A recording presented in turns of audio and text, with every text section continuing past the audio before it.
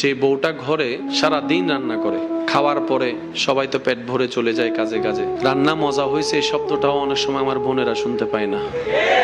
কিন্তু রান্নায় যদি একটু লবণ কম হয় পুরা ঘর তুলে ফেলে। আর যদি খাবারে চুল পাইছে, কারা করছি আমরা?